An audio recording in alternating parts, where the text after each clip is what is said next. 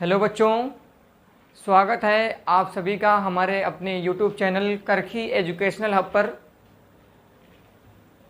आशा करता हूं कि आप जहां कहीं भी होंगे स्वस्थ होंगे और आप तक हमारी वीडियो पहुंच रही होगी। मौसम ख़राब होने की वजह से और कुछ टेक्निकल इशू हो जाने के कारण हमारी पिछली क्लासेस बाधित हो गई, पिछली क्लासेस नहीं चल पाई। लेकिन अब मौसम कुछ ठीक ठाक लग रहा है और टेक्निकल इशू जो था हमारा, कुछ लाइट का टेक्निकल इशू था और कुछ पर्सनल टेक्निकल इशू था जिसके कारण क्लास नहीं चल पाई थी। तो अब कंटिन्यूअस आपको क्लासेस मिलेंगी और आप अपने तैयारी को बेहतर बनाते रहेंगे।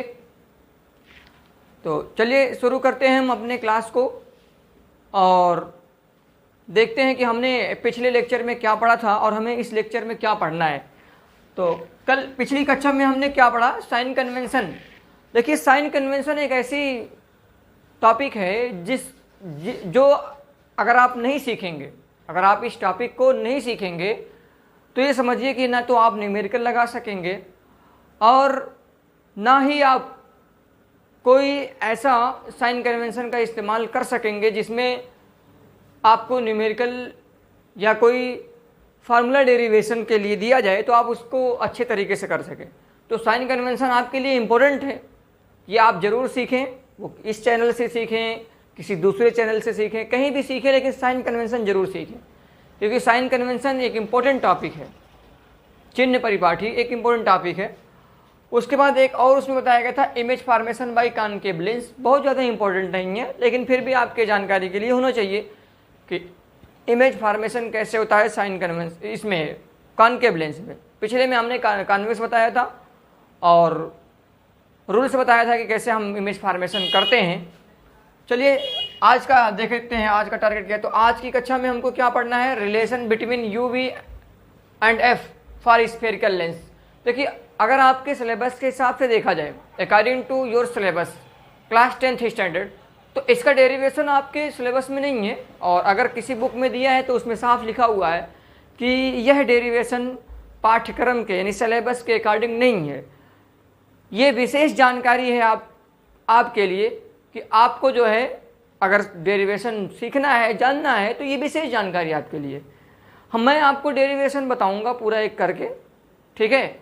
और इसके बाद जो है मैं इस फार्मूले का यूज और इस फार्मूले पे जितने भी क्वेश्चन बनते हैं एक न्यूमेरिकल क्वेश्चन का सेशन लेके आऊँगा जिसमें आंकिक प्रश्नों का भंडार यानी न्यूमेरिकल क्वेश्चन, केवल न्यूमेरिकल क्वेश्चन हल किए जाएंगे वो सभी फार्मूले पे, चाहे वो लेंस फार्मूला हो और चाहे वो मैग्नीफिकेशन का हो, चाहे वो पावर ऑफ लेंस का हो। तीनों फार्मूले को लेकर के एक साथ जो है हल किया जाएगा। उसके बाद तब इस चैप्टर को समाप्त किया जाएगा, एंड किया जाएगा। देखिए, relation between UV and F for spherical lens को हम एक और नाम से जानते हैं जिसका नाम है लेंस फार्मूला। आज हम केवल लेंस फार्मूला देखेंगे और लेंस फार्मूले में हम ये जानेंगे कि कैसे हम इसका इस्तेमाल करना है, कैसे हम इसका यूज करेंगे न्यूमेरिकल लगाते समय और ये फार्मूला आया कैसे। तो देखिएगा, सिंपली आप रे डायग्राम बनाना जानते होंगे, यानी आप जो है डायग्राम बनाना जानते होंगे। तो डायग्राम में आप केवल जैसे इमेज फॉर्मेशन किए थे एक कंडीशन में, तो एक कंडीशन में इमेज फॉर्मेशन आप याद रखें, वही इसमें भी इमेज फॉर्मेशन सिंपली जैसे इमेज फॉर्मेशन किया जाता है यानी प्रतिबिंब का बनना जैसे बनाया जाता है। तो यहाँ मैं बना के दिखाया हूँ, आप भी इसको समझने की कोशिश करिएगा थोड़ा सा। आप एक लेंस बना लीजिए और इसके जितने पॉइंट प्रिंसिपल एक्सिस पे लिखे होते हैं, एंटर होते हैं, छपे हुए होते हैं, उसको दिखा दीजिए। जैसे एक होता है F1, एक होता है 2F1, बीच में ऑप्टिकल सेंटर होता है और एक होता है F2, इसके इस साइड में 2F2 होता है। इसको आप दिखा दीजिए। मैंने एक ऑब्जेक्ट को F1, 2F1 और F1 के मध्य में रख दिया, बीच में रख दिया और सेम जैसे पैरेलल से चलती है वैसे ही इमेज फॉर्मेशन कर दिया। ये एक इमेज फॉर्मेशन आप जनरली ऐसे कर सकते हैं, कोई दिक्कत नहीं है, आप इमेज फॉर्मेशन सीख चुके हैं। देखिए, अब जब आप इमेज फॉर्मेशन कर दिए तो इसमें कुछ आपको छायांकित चीज़ें दिख रही होंगी जो शैडो के रूप में दिख रही होंगी, जो लाइनिंग दिख रही होगी। उसका मतलब मैं बता रहा हूँ क्यों ऐसा किया गया है। ये हाईलाइट मैं इसलिए किया हूँ क्योंकि आपको अच्छे तरीके से समझ में आ जाए। अब इसमें कुछ ट्रायंगल बन रहे हैं, उसी ट्रायंगल को मैंने हाईलाइट किया है और उसी ट्रायंगल को लेकर के मैं इस फार्मूले को UVF के रिलेशन को लाऊंगा, जिसमें रिलेशन होता है 1/F बराबर 1/V minus 1/U, 1/F equal to 1/V minus 1/U, यही रिलेशन होता है। ये लेंस फार्मूला, अगर इसको प्लस कर दिया जाए तो ये हो जाएगा मिरर फार्मूला। ठीक है, अब देखिए हम कैसे कैसे वहाँ तक पहुँचेंगे। तो हमारी स्टार्टिंग इस इमेज फॉर्मेशन से होगी। पहले देखिएगा, आप ट्रायंगल जो ब्लैक कलर से छायांकित है, ब्लैक कलर से जो कलर्ड हैं उनको देखिएगा, जैसे A, B और O। ये पॉइंट आपका O है, ये A है, ये B है। ABO एक ट्रायंगल दिख रहा होगा और एक दिख रहा होगा A'B'O, ये बड़ा वाला ट्रायंगल, ये बड़ा वाला ट्रायंगल दिख रहा होगा A'B'O। ये दोनों ट्रायंगल आपको दिख रहे होंगे। तो ये ट्रायंगल कैसे हैं, एक तो ये 90 डिग्री का कोण समकोण होगा, दूसरा ये कोण समकोण हुआ, एक तीसरी भुजा का मान मिली, तो ये समरूप हो गया। तो समरूप त्रिभुज है, और समरूप त्रिभुज की कंडीशन क्या होती है कि अगर वो समकोण और समरूप है तो पहले त्रिभुज का लंब बटे दूसरे त्रिभुज का लंब बराबर पहले त्रिभुज का आधार बटे दूसरे त्रिभुज का आधार। ये थेल्स पर में आप कक्षा 9th में भी पढ़े होंगे। ठीक है, तो ये त्रिभुज ABO तथा A'B'O ये क्या है, समरूप है। समरूप है तो अभी कंडीशन बता दिया गया। इसका लंब क्या है, AB। देखिए तो इसका लंब क्या, लंब का मतलब जो ऊर्ध्वाधर खड़ा है इसे। ठीक है, तो ये AB हो, और उसके बाद इसका लंब क्या है, इस त्रिभुज का A'B'O, इसका लंब क्या है A'B' रख दिया गया। अब बटे इसका आधार, आधार क्या भाई, आधार इसका क्या है, देखिए तो इसका आधार है OA, आधार यही है ना, आधार इसका क्या है OA है ना। तो यहाँ OA पॉइंट लिखिएगा। ठीक है, तो मैं इसको पॉइंट को यहाँ AB ऐसे कर देता हूँ, देखिए A यहाँ कर देता हूँ और B यहाँ कर देता हूँ, जिससे वहाँ मिटाने से फ़ायदा ये है कि मैं पॉइंट को ही चेंज कर दूँ। ठीक है, तो ये आधार क्या हो जाएगा OB। ठीक, और इसका आधार क्या है OB डैश, ये लिख दिया गया। समीकरण नंबर 1 मान लिया मैंने। अब एक त्रिभुज और देखना है मुझे, CF2O, जो ये दिख रहा होगा। देखिएगा ये जो लाइट रे चल रही थी यहाँ से जो टकराई है, यहाँ देखिए, हाथ ध्यान से देखिएगा, ये C है और ये F2 से होकर जा रही है, ये O, ये दिख रहा होगा आपको। ठीक, यहाँ पर पॉइंट C है, यहाँ पर O है और ये आपका F2 है। तो आप इस त्रिभुज को देखिए CF2O। दूसरा त्रिभुज ये देखिए, ये वाला, इसमें एक छोटा सा त्रिभुज ऐसा बना हुआ है जो ब्लू कलर से मैं हाईलाइट कर रहा हूँ। देखिए ये आपको दिखाई दे रहा होगा। इस त्रिभुज का नाम क्या दे सकते हैं, A'B'F2, A'B'F2। ठीक है, अब इसको ये नाम दे सकते हैं। तो ये भी देखिएगा, ये भी समकोणी और ये कोण कॉमन शीर्षाभिमुख कोण होंगे, यानी अपोजिट एंगल होंगे। ये वाला एंगल जो है बराबर होगा, तो ये भी समरूप हो जाएगा। तो तथा समरूप त्रिभुज CF2O, ये त्रिभुज A'F2B', ठीक है, ये आपका क्या हो गया, समरूप हो गया। समरूप हुआ तो वही कंडीशन इसमें भी आएगी। इसका लंब क्या है भाई, OC है, OC। इसका लंब क्या है, A'B'। उसके बाद इसका आधार क्या है, OF2 है, तो इसका OF2 हो गया। इसका आधार क्या है, F2B। ठीक है, ये देखिए। अच्छा, इमेज की कंडीशन याद रखिएगा। यहाँ पर जो है आपका देखिएगा, ये जो है यहाँ 2F2 है, तो ये F2B इसका आधार हो गया। ठीक है ना, ये पॉइंट 2F2 है, दिख नहीं रहा होगा तो कोई बात नहीं है, अब इसका काम भी नहीं है आएगा यहाँ पे ये, लेकिन याद रहे कि यहाँ 2F2 होता है, F2 से समान दूरी पे 2F2 भी होता है। तो ये आपका F2B', ठीक है, F2B', ये इसका आधार है। अब देखिएगा ध्यान से, जब ये चीज़ आपको इसमें मिल गई तो अब मैं समीकरण 1 और 2 को अच्छे तरीके से लिख दिया। जैसे आप कंडीशन जो लगाए हैं समरूप त्रिभुज की, वही कंडीशन लग गई। अब देखिए, जैसे ये अगर ये लाइट रे अगर इसके ऊपर से निकल रही है यहाँ से, तो मैंने बताया कि जब यहाँ से कोई लाइट रे चलती है तो ये प्रिंसिपल एक्सिस के पैरेलल होती है। अगर ये प्रिंसिपल एक्सिस के पैरेलल है तो जितनी ऊंचाई से यहाँ से चल रही है उतनी ही ऊंचाई से यहाँ टकराएगी, जितनी ऊंचाई से यहाँ चल रही है उतनी ही ऊंचाई से टकराएगी। तो मैं क्या लिख सकता हूँ, AB जो है उसके बराबर क्या लिख सकता हूँ, OC। क्यों, क्योंकि यहाँ पर जितनी ऊंचाई से लाइट रे चलेगी वही पैरेलल एक्सिस यहाँ से टकराएगी, तो इसलिए लिखा गया परंतु OC बराबर AB, OC बराबर AB। यानी अब इस समीकरण 2 में, ये जो समीकरण आपको 2 दिख रहा है, इसमें OC की जगह पे क्या रख देंगे, AB रख देंगे। तो रख के देखिए, तो समीकरण OC की जगह पे AB रख के देखिए क्या आता है। यहाँ ध्यान दीजिए, OC की जगह पे AB, तो ये हो जाएगा AB। देखिए यहाँ OC है ना समीकरण 2 में, तो OC की जगह पे हो जाएगा AB और नीचे क्या है A'B', तो AB बटे A'B' बराबर क्या हो गया, OF2 बटे F2B'। ये आ गया, ठीक है ना, ये आ गया। अब देखिए इसको मैं इक्वेशन नंबर 3 मान लेता हूं, ये इक्वेशन नंबर 3 हो गया। क्या हो गया? इक्वेशन 3, क्योंकि 2 तक हो चुका था पहले से ही। अब देखिए समीकरण 1 व 3, 2 का क्यों कंपेरिजन करा रहा हूं? क्यों? क्योंकि 2 की कोई कंपेरिजन नहीं है इसमें इक्वेशन में। 1 और 3 से मुझे कुछ मिल सकता है, कंपेरिजन उसी की कराएंगे जिससे कुछ मिल जाए। तो समीकरण 1 व 3 की तुलना करने पर एक समीकरण क्या है? ए बी बटे A dash B dash equal to O B बटे ओ बी डैश, ये समीकरण 1 है। 3 समीकरण क्या है? ए बी बटे A dash B dash equal to O F two बटे एफ टू बी डैश। मतलब इसका ये राइट हैंड साइड, ये लेफ्ट हैंड साइड जो है, ये इसका लेफ्ट हैंड साइड और इसका लेफ्ट हैंड साइड, दोनों का लेफ्ट हैंड साइड बराबर है, तो आप इसकी जगह पे इसको उठा के रख सकते हैं। ठीक, A B upon A dash B dash की जगह पे इसको रख सकते हैं। जब मैंने इसको इसकी जगह पे रखा तो ये मिल गया ओ बी बटे ओ डैश बी डैश। देखिए इसकी जगह पे ये रख दिया गया। ठीक, यहाँ से इसको जो है, यहाँ से इसको हटा दिया गया। ठीक, तो ये आ गया ओ बी बटे ओ बी डैश और ये आ गया ओ एफ टू बटे एफ टू बी डैश, समीकरण नंबर 4 सिंपली। ठीक, आगे बढ़ते हैं। अब हम इसमें देखते हैं कि हमें चिन्ह परिपाठी में क्या बताया गया। मैंने आपसे बताया कि अगर आप चिन्ह परिपाठी नहीं सीखेंगे तो ना न्यूमेरिकल लगा पाएंगे और ना साइन का, ना जो है आप फार्मूले का डेरिवेशन कर पाएंगे। तो चिन्ह परिपाठी वाली वीडियो आप जरूर देखें।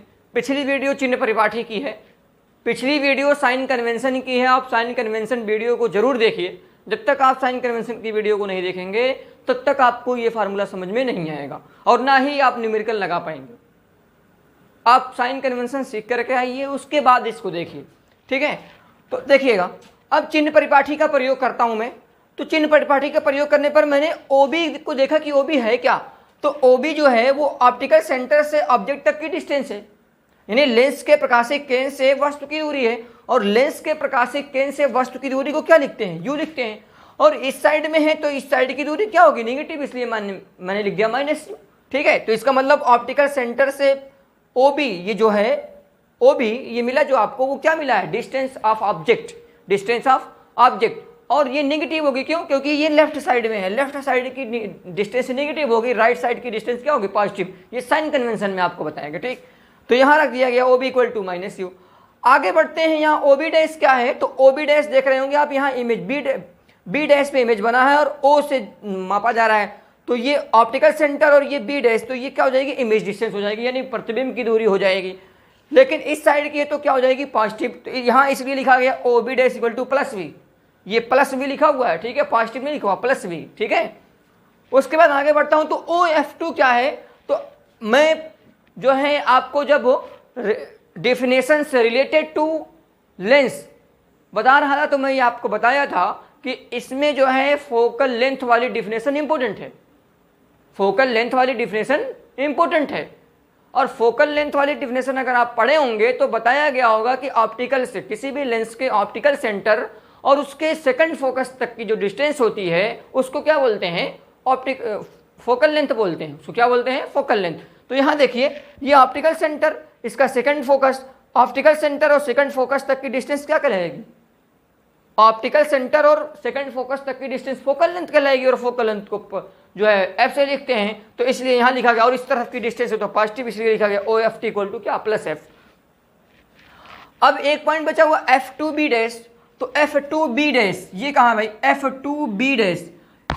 अब अगर आप ध्यान दें तो एफ टू बी डैश की जगह पे कुछ नहीं आ रहा है, लेकिन मैं एफ टू बी डैश को क्या लिख सकता हूं? ये देखिए, मैं यहां कहीं बना के दिखाता हूं, ऊपर वाला मिटाता हूं, उसके बाद यहां बना के दिखाता हूं। देखिएगा थोड़ा सा, देखिएगा जो ये लिखा हुआ है एफ टू बी डैश इस प्रिंसिपल एक्सिस पे, उसको मैं यहां दिखा रहा हूं। देखिएगा, ये बीच में ऑप्टिकल सेंटर है, इसका ये लेंस है। ठीक है, ये ऑप्टिकल सेंटर है और इसके इधर जो है ये f2 है और यहाँ कहीं इमेज बना हुआ है। ठीक है, और ये आपका है बी डैश। ठीक, अब देखिए इसके बराबर मैं क्या लिख सकता हूँ? मुझे इतनी डिस्टेंस को लिखनी है, इतनी डिस्टेंस को। तो क्या करता हूँ? ओ बी डैश पूरी डिस्टेंस लेता हूँ और पूरे में से इतने को घटा देता हूँ। समझ रहे हैं? ये देखिए, अगर मुझे इतने को दिखाना है एफ टू बी डैश को, तो मैं क्या करता हूं? ओ बी डैश पूरी डिस्टेंस लेता हूं और पूरे में से इतने को घटा देता हूं, तो इतना ही बचता है एफ टू बी डैश। यही बचता है कि नहीं बचता है? F two B dash. O B में से अगर ओ एफ टू को मैं घटा दूं, ओ बी डैश में से ओ एफ टू को घटा दूं तो बचा एफ टू बी डैश। ये लिखा गया F two B dash equal to O B minus O F two, O B minus O B dash minus O F two. अब ओ बी डैश क्या है ये आपको बताया गया। ओ बी डैश क्या है भाई, ओ बी डैश, ये देखिए ये इमेज डिस्टेंस है और ये पॉजिटिव होगी इसलिए लिखा गया वी। और ओ एफ टू क्या है अभी बताया गया, ये फोकल लेंथ है, ये जो है आपको यहाँ माइनस का निशान लगा है तो ये हो जाएगा माइनस एफ। हाँ एक बात याद रखिए, यहाँ पर ये माइनस की वजह से यहाँ पर माइनस आया, फोकल लेंथ माइनस नहीं रखी गई, यहाँ पर ये माइनस साइन ऑलरेडी मौजूद था, पहले से था, इसलिए यहाँ माइनस आया। यानी कि यहाँ पर जो है माइनस रखा गया यहाँ और यहाँ पर प्लस लिखा, ऐसा कुछ नहीं है। पॉजिटिव डिस्टेंस हमेशा यहाँ भी ली गई और यहाँ भी ली गई, ठीक है, लेकिन यहाँ ऑलरेडी माइनस था इसलिए इसको हम प्लस और माइनस का मल्टीप्लाई करेंगे तो माइनस ही आएगा, इसलिए यहाँ लिखा गया वी माइनस एफ। अब यही जो मान मुझे मिला है O B equal to minus U, O B dash equal to plus V, O F two equal to plus F, F two B dash equal to O B minus O B dash minus O F two की जगह पे क्या रख सकता हूँ, plus V minus F या V minus F. इसी को मैंने जो है अगर इसी को यही मान को अगर मैं इस समीकरण 4 में रख दूँ तो कुछ मुझे रिजल्ट मिल सकता है, कुछ इस तरीके का रिजल्ट आ सकता है। और देखिए इसको आप नोट कर लीजिए, उसके बाद मैं मिटा करके इसको मान को रख देता हूँ और एक लाइन में फार्मूला जाता है। ठीक, देखिए अब मैं मान को रखता हूं उसमें समीकरण 4 में, जो मान मुझे मिला हुआ है इस मान को मैं समीकरण 4 में रखता हूं। समीकरण 4 मेरा जो है उसमें इस मान को रखता हूं। देखिएगा जैसे ओ बी की जगह पे क्या लिख सकता हूं, समीकरण 4 ओ बी बटे O B dash O F two बटे एफ टू बी डैश, यही समीकरण 4 मेरा है, इसी में मुझे इस वैल्यू को रखना। तो ओ बी की जगह पे क्या रखूंगा, देखिएगा ओ बी की जगह पे रखूंगा माइनस यू, ये देखिए हो गया। पहले मैं समीकरण 4 एक बार फिर से यहां लिख लेता हूं, ओ बी बटे ओ बी डैश बराबर ओ एफ टू बटे एफ टू बी डैश, यही आपका समीकरण 4 है, इसी में ये वैल्यू को रखना है। ओ बी की जगह पे माइनस यू रख दिया, ठीक, माइनस यू, और ओ बी डैश की जगह पे प्लस वी रख दिया, प्लस वी, ठीक, इक्वल टू का निशान लगा, इक्वल टू लगा दिया। ओ एफ टू की जगह पे क्या रखना, ओ एफ टू की जगह पे प्लस एफ, ये लिखिए प्लस एफ, ठीक। उसके बाद आगे बढ़िए, नीचे लिखा हुआ है एफ टू बी डैश, और एफ टू बी डैश की जगह पे ये पूरी वैल्यू रख दूं वी माइनस एफ, तो यहां मैंने रख दिया V minus F, V minus F. अच्छा ये लग रहा होगा कि ये भी प्लस ये भी प्लस, तो मैं इसको मिटा देता हूं, प्लस लिखा हूं या नहीं लिखा हूं कोई दिक्कत नहीं, इसको भी मिटा देता हूं, ठीक। अब हम क्या करते हैं, अब हम क्रॉस मल्टीप्लाई कर देते हैं। अब जो है क्रॉस मल्टीप्लाई कर देते हैं, क्रॉस मल्टीप्लाई करेंगे तो देखिएगा इस u का पूरे में मल्टीप्लाई हो जाएगा, तो यहाँ हो जाएगा minus U V minus F, और ये इधर हो जाएगा मल्टीप्लाई में वी एफ, ठीक। अंदर इसका गुणा कर देते हैं, अंदर जब इसका गुणा करेंगे तो u का v में और ये माइनस ये प्लस, तो क्या हो जाएगा माइनस यू वी, और ये फिर माइनस माइनस हो जाएगा प्लस, तो ये हो जाएगा यू एफ, क्या हो जाएगा यू एफ, और इधर हो गया वी एफ, ठीक। अब आप एक काम करिए कि f वाले को f के साथ में, पूरे f वाले को f के साथ में कर दीजिए। जैसे ये यू एफ है, ये वी एफ है, इसको इधर कर दीजिए या इसको इधर ले आइए, ठीक। तो ये आपके ऊपर डिपेंड करता है, या इसको इधर भेज दीजिए, इसको इधर ले आइए, तो ये पॉजिटिव बन जाएगा, ये नेगेटिव हो जाएगा, ठीक। तो आप इसको जो है ऐसा कर लीजिए। देखिएगा अगर मैं इसको इधर भेज दूँ और इसको इधर ले आऊँ, ठीक, तो क्या बन सकता है, ये बन सकता है U F minus V F बराबर यू वी, यही बन सकता है ना। ये देखिए मैंने इसको इधर भेज दिया, इधर इसका पॉजिटिव इसका नेगेटिव पॉजिटिव हो गया, और ये जैसा था वैसे ही है, इसको इधर ले आया तो इसका पॉजिटिव नेगेटिव हो गया, ठीक। अब क्या करना है, दोनों साइड में, ठीक है, यू वी एफ से डिवाइड कर देना है। तो मैं यहाँ लिखूंगा, ठीक है, divide you V F on the both side, ठीक है, यानी दोनों साइड में मुझे क्या करना है, यू वी एफ से भाग कर देना है। तो यहाँ लिखूंगा मैं दोनों पक्षों में यू वी तथा एफ से भाग देने पर, देखिए भाग दीजिए तो क्या आ जाएगा, यू एफ बटे यू वी एफ, माइनस में ये आ जाएगा वी एफ बटे यू वी एफ, ये आ जाएगा यू वी बटे यू वी एफ। अब जो कट रहा है उसको काट दीजिए, जो बच रहा है उसको बचा दीजिए। जैसे देखिए क्या कट रहा है, यहाँ यू एफ है तो यू एफ से यू एफ पूरा कट जाएगा, यू एफ से यू एफ कट जाएगा, वी बच जाएगा। यहाँ पर वी एफ है तो वी एफ से वी एफ कट जाएगा, यू बच जाएगा। यहाँ यू वी है तो यू वी से यू वी कट जाएगा, केवल एफ बच जाएगा। तो यहाँ पर बचा 1/v माइनस में, यहाँ बचा 1/u, यहाँ बचा 1/f। तो ये फार्मूला आ गया, यही लाना था। 1/f इक्वल टू यानी 1/f equal to 1/v minus 1/u, ये आ गया। देखिए यही लाना था, 1/f equal to 1/v minus 1/u। तो ये हुआ आपका लेंस फार्मूला। अब इसमें इस्तेमाल यानी इसका यूज आप कैसे करेंगे यही आपको जानना ज़रूरी है, क्योंकि कोई चीज़ जब आपको मिलती है तो उसका यूज करना अगर आपको नहीं पता है कि यूज कैसे होगा, ठीक है, तो फिर समस्या हो सकती है। तो यूज कैसे होगा ये भी याद रहे, ठीक है। देखिए यूज कहाँ किया जा सकता है, अगर किसी लेंस की फोकल लेंथ पूछी हो, फोकस दूरी पूछा हो, ठीक है, इमेज डिस्टेंस दिया हो यानी प्रतिबिंब की दूरी दिया हो, वस्तु की दूरी दिया हो और पूछा हो कितना फोकस दूरी होगी, तो हम इसका इस्तेमाल कर सकते हैं, ठीक। और अगर कोई वस्तु की दूरी पूछा हो, प्रतिबिंब की दूरी दिया हो, फोकस दूरी दिया हो, तो भी हम इसका इस्तेमाल कर सकते हैं।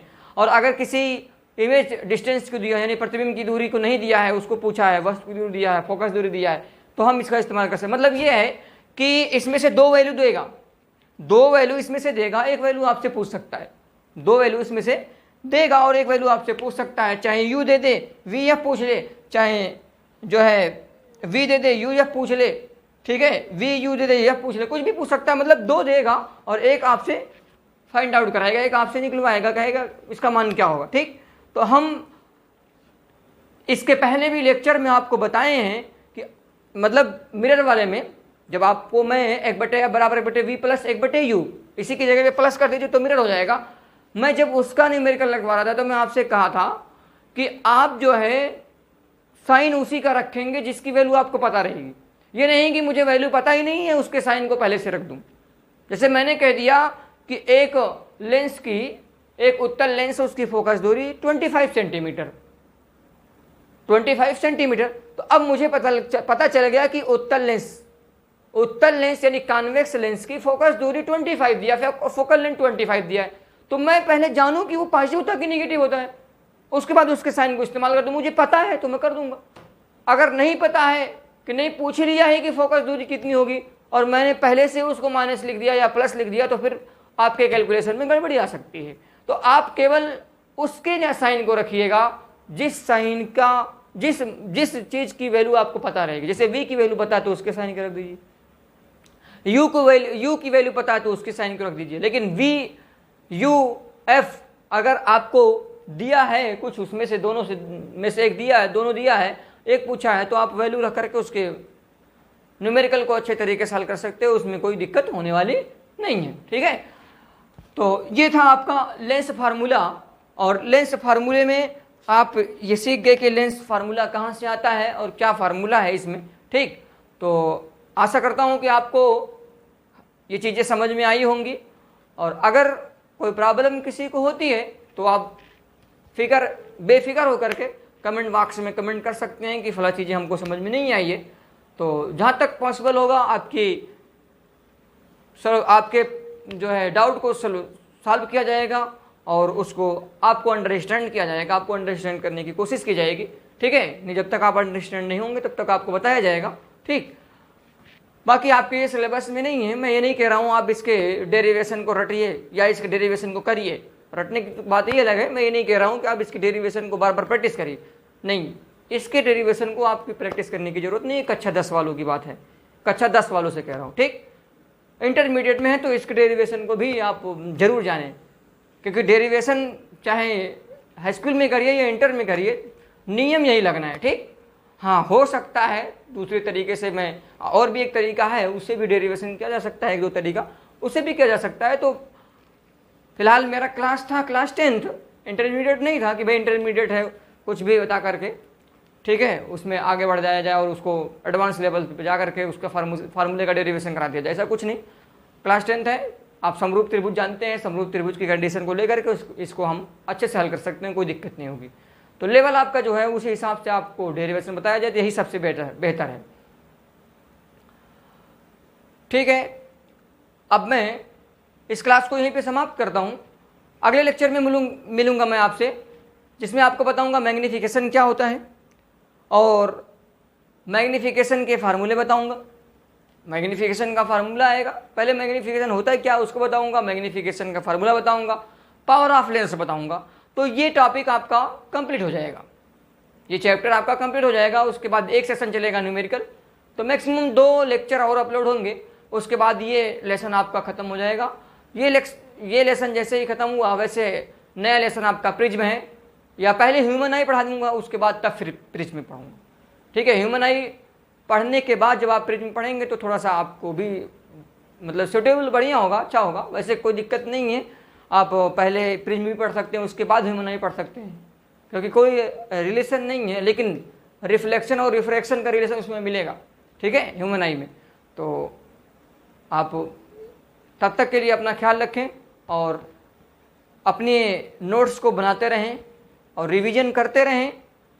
अच्छे मार्क्स अगर लाना चाहते हैं तो आप नोट्स ज़रूर बनाएं, रिवीजन ज़रूर करें, टॉपिक को ध्यान में रखते हो, जो इम्पोर्टेंट टॉपिक हो उसको बार बार ज़रूर टच करें, बार बार हफ्ते में 10 दिन पे टारगेट बना करके उसको ज़रूर टच करें एक बार। उससे एक बार ज़रूर आप अवगत हो जाएं कि हाँ ये टॉपिक ऐसे होती है, ये लेंस क्या है, या कुछ भी जो भी टॉपिक कंप्लीट इम्पोर्टेंट है, ठीक है, वो बताई जाती है आपको क्लास में कि कौन सी इम्पोर्टेंट है, तो उसको आप ज़रूर टच करें।